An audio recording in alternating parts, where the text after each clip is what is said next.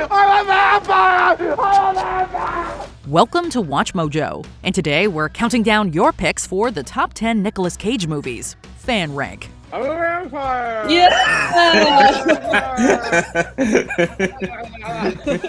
For this list, we're looking at the best big screen outings this one-of-a-kind thespian has amassed over his astounding career. Special thanks to the fans who helped us put this rank together during our live show.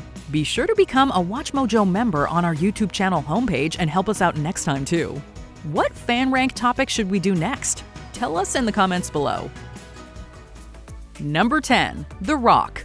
Nicolas Cage is known for playing some wacky and truly out there characters. And even when they're not that way on paper, his trademark energy usually shines through regardless. Case in point, Michael Bay's The Rock. Listen, I'm just a biochemist.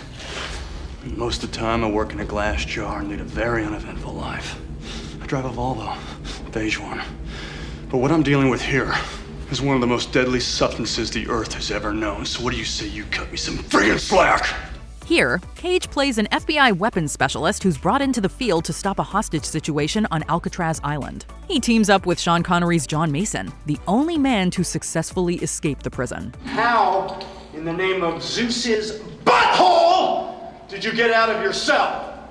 I only ask because in our current situation, well, it could prove to be useful information. Maybe! The interplay between Cage and Connery is worth the price of admission alone.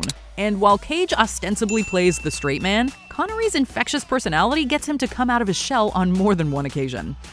You sure you're ready for this? I'll do my best. Your best. Losers always whine about their best. Kudos to the fans who made sure this one got a ranked spot in our live poll. The Rock is the winner that gets to go home with the prom queen. I won't say the actual quote. Yeah. PG-13 Stay again. This is a family stream. Number 9. Lord of War. It's not Lord of War.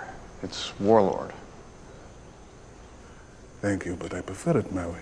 We absolutely love it during the live show when you tell us of a pick we otherwise may not have considered. And obviously, we heard you loud and clear about your love for Lord of War. You call me evil, but unfortunately for you, I'm a necessary evil.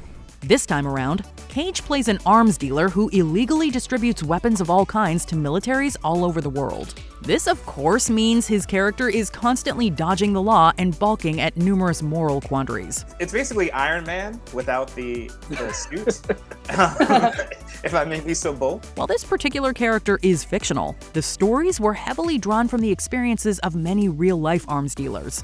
In this sense, Cage fits right into a grounded and all-too believable industry, with the kind of confidence and pathos to sell each scene. That's the secret to survival.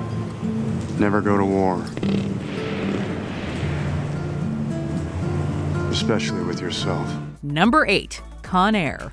Getting back to pure 90s Cage action, once Con Air takes off, it never even thinks about landing. Metaphorically speaking, of course. You've been playing us all along. You a free man. I said, put the bunny back in the box. Nicolas Cage has sported several iconic do's over the years, but none of them come close to the beautiful mane on Cameron Poe. But a movie isn't just a great hairstyle alone, as Cage proves to be the most essential part in something that already has a lot going for it. Can I lower this? Go ahead. You gonna lower yours? Sorry, boss, but there's only 2 men I trust. One of them's me, the other's not you. Perfectly complementing an all-star cast, Cage's Poe exudes the right amount of bravado and poise an action hero needs. And if you say his southern accent isn't up to snuff, you are clearly missing the point. On any other day, that might seem strange. Bombastic and brash, Con Air will never lose its charms. Oh, hey, Andrew, while you're dressed like that, I should mention, I got this bunny here for you. What do you think about this bunny? Put it back in the box. Become a Watch Mojo channel member and get exclusive perks like Mojo emojis, loyalty badges, priority comment replies, and exclusive members-only content, including live list rankings with the Mojo staff and peeks behind the scenes. Don't miss out. Number 7. Matchstick Men. You looking for something, sucker? Yeah, my partner, have you seen him? He's been missing most of the week. Tall, good-looking guy. Let's just say it up front. Nicolas Cage is a very extra actor. But amazingly, in movies like Matchstick Men, he keeps from distracting the story while still retaining every ounce of manic energy. I'm not a criminal. I'm a con artist. The difference being? They give me their money. This one sees Cage playing a con artist with both Tourette's and OCD. You can see how this role could have easily gone wrong. But never do we doubt Cage's portrayal as he seeks to navigate an ever-complicating con. Nice to meet you, Dad. Nice to meet you, Dad. To that end, Matchstick Men never wavers as it seamlessly weaves a self-sustaining story with just enough twists and follow-through to leave the viewer immensely satisfied. Oh, and it's got a Nicolas Cage freakout for the ages. Have you been beaten up so bad that you take out on the sidewalk and you piss blood? Have you ever been dragged to the sidewalk and beat until you pissed blood? Exactly. I did that. I've watched that movie enough times. I kind of nailed that one. Number 6, Pig. Pig, on the other hand, features no such freakouts. On the contrary, Cage is incredibly reserved here. But in that reservation is an absolutely soul-rending performance not many actors can pull off. Every 200 years, we get an earthquake right along the coast. One's coming up. In the role nobody saw coming, Nicolas Cage plays a formerly renowned chef turned secluded truffle forager. When his prize pig is stolen from him, he re-enters the high-end Portland food scene to track it down. Okay, listen, we don't even have the pig anymore, okay? I mean, I swear. Who has it? I don't know. Did you see him? From that synopsis alone, you may expect a John Wick-style action vehicle for Cage, but the movie is actually an understated and raw character drama. It is steeped in mood and intensity, all of which is punctuated by Cage's absolutely mesmerizing turn. We don't get a lot of things to really care about. It truly is the truffle atop his late career Cage-a-sauce. Mr. L Productions is saying, I feel Cage deserved an Oscar for Pig. Yeah, man. Number 5, Raising Arizona. Raising Arizona was another one for me that I thought, like, that for sure could be a contender. I never would have guessed, really. I don't just look like this all the time. I've been growing this mustache for like 28 years. The movie that arguably put both Nicolas Cage and the Coen brothers on the map. Raising Arizona is quintessential Cage.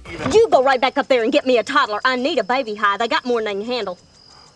Oh, honey, Don't you come back here without a baby. While he is reliably wacky, this is the rare case of a movie meeting his level of physical comedy every step of the way. Not only that, but he's backed up by equally impressive performances from actors like Holly Hunter and John Goodman. Got a name, does he?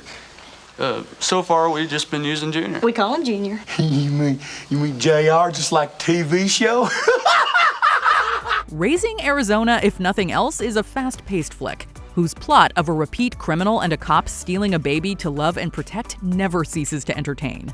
It also puts Cage's character in a slew of kooky scenarios, like holding up a convenience store for a packet of Huggies. You son of a bitch! Better hurry it up. I'm in Dutch with the wife. You son of a bitch! Come on now. Number 4, Moonstruck. Past and the future is a joke to me now. I see that they're nothing. I see they ain't here. The only thing that's here is you and me. Seriously, in case you didn't know, Nicolas Cage's varying approaches to playing different characters is downright fascinating. For Moonstruck, he took his character's love for opera very seriously, making that show in all of his uber-dramatic and arduous mannerisms. What are you doing? Son of a bitch! Where are you taking me? To the bed. Despite him and Cher turning in very different performances, they work surprisingly well together as two halves of an unlikely rom-com pair. But of course, there are still times when it's Cage's time to shine. And shine he does. I lost my hand! I lost my bride! Johnny has his hand! Johnny has his bride! You want me to take my heartbreak, put her away and forget? Between this and Raising Arizona, he definitely had a banner of a 1987. And while his career has certainly ebbed and flowed ever since, we knew back then that this actor would always be riveting. And then, of course, you have this freak out. I lost my head! I lost my head! Ronnie has his head, Ronnie has his bride, where's my hand? Give me the big knife. Give me the big knife. Number 3, Adaptation. How to start I'm hungry. I should get coffee. Coffee would help me think. But I should write something first, then reward myself with coffee. Coffee and a muffin. There's probably another film on this list you're expecting where Nicolas Cage also plays two different characters. But we'd be remiss if we didn't also highlight Adaptation, where he literally plays off himself. My genre's thriller. What's yours? You and I share the same DNA. Is there anything more lovely than that? What'd you say, bro? Portraying a fictionalized version of the movie's screenwriter Charlie Kaufman and Kaufman's entirely fictionalized brother, Cage gets to have his cake and eat it too. He gets to play the demure and inwardly twisted Charlie, while also flexing his comedic muscles as the enthusiastic and dim-witted Donald. Okay, but here's the twist. We find out that the killer really suffers from multiple personality disorder, right? See, he's actually really the cop and the girl. All of them are him. The dual performance netted Cage his second Oscar nomination. But it's honestly too bad it wasn't a triple performance. Otherwise, we'd probably make a joke about Donald's movie pitch for the three. The three of us are actually the same person. That's the twist of this live stream. Yes. Number 2, Leaving Las Vegas. You can never ask me to stop drinking.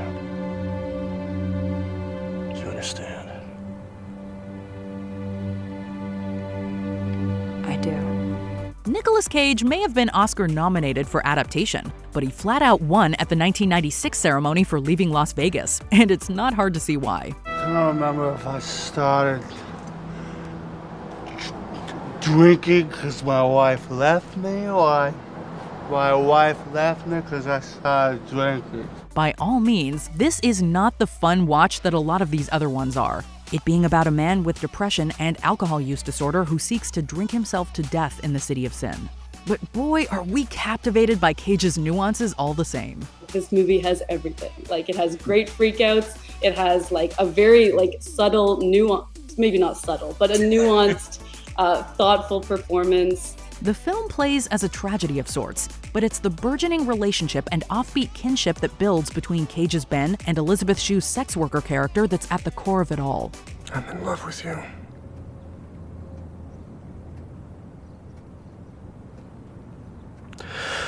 But be that as it may, I am not here to force my twisted soul into your life. It breaks our hearts every time, but that is exactly what makes Leaving Las Vegas so memorable. Before we unveil your top pick, here are a few Cage-tastic honorable mentions. Kick-Ass. Big Daddy is the superhero Nicolas Cage was born to play. Let's call it insurance. Makes it easier for us to take your word. See, we like you, but we don't trust you.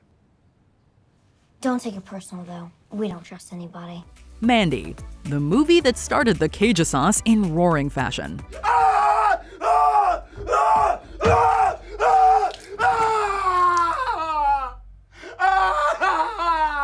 The unbearable weight of massive talent. Nicolas Cage as Nicolas Cage is the perfect casting choice. You're Nick.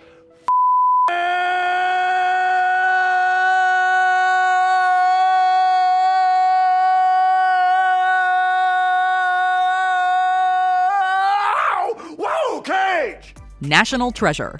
The movie that sparked Cage's love of treasure seeking. I'm gonna steal it. What?